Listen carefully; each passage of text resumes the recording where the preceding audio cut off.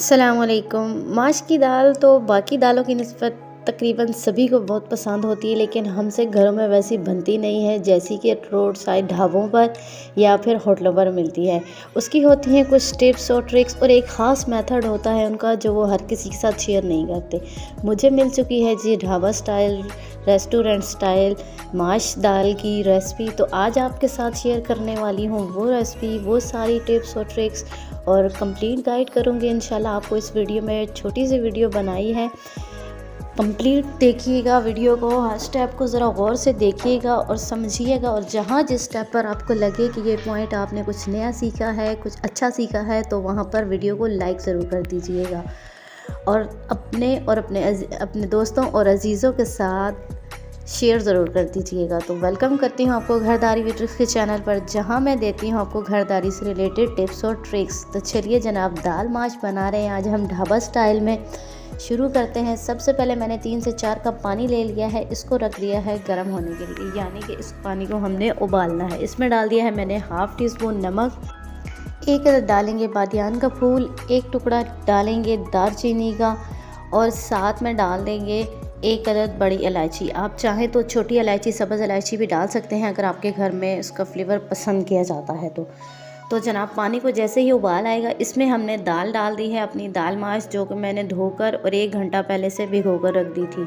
अगर आपने पहले से उसको भिगोकर ना रखा हो तो यहाँ पर आपने उसको उबालना है 3 मिनट।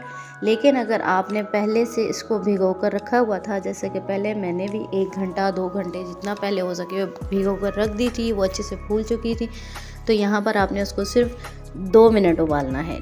टाइम की मैं सही तरह से कर लीजिएगा मैनेज। अगर नहीं भीगी होगी तो 3 मिनट, अगर भीगी होगी पहले से तो सिर्फ 2 मिनट। ढक्कन देकर हमने इसको बॉयल आने का वेट करना है। जैसे ही बॉयल आएगा तो हमने 2 मिनट का इंतज़ार करना है और हमने इसका कर देना है चूल्हा बंद और इसको उतार कर हमने स्टेन कर लेना है, यानी पानी से निकाल लेना है।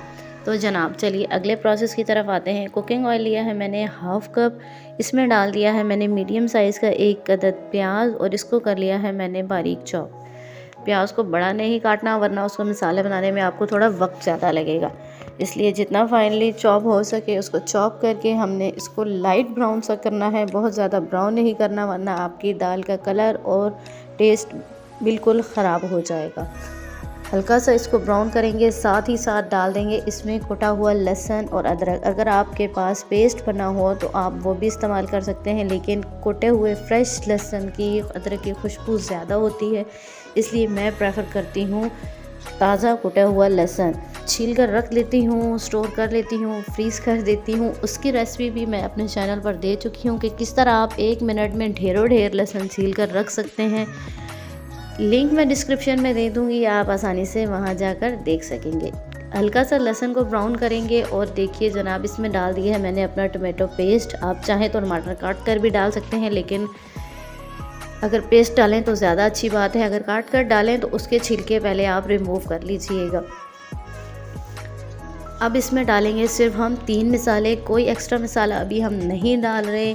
हमने डाला है इसमें सुर्ख मिर्च का पाउडर, हल्दी पाउडर और नमक। नमक डालते हुए आपने इस चीज़ का ध्यान रखना है कि आपने पहले दाल को उबालते हुए भी थोड़ा सा नमक डाल दिया था, इसलिए नमक तेज़ नहीं होना चाहिए। थोड़ी सी डालेंगे कलवंजी, इसका मैं आपको हर वीडियो में अपनी हर रेसिपी में बताती हूँ कि इस्तेमाल ज़रूर किया करें, सुन्नत नबवी है, मौत के सिवा हर बीमारी की शिफा है इसमें। अब हम करेंगे जी मसाले को बहुत अच्छी सी बुनाई। मसाले की बुनाई, मसाले की रंगत और मसाले का टेक्सचर जो है, आपकी हांडी की जान इसी में होती है, आपकी हांडी की लुक इसी में होती है।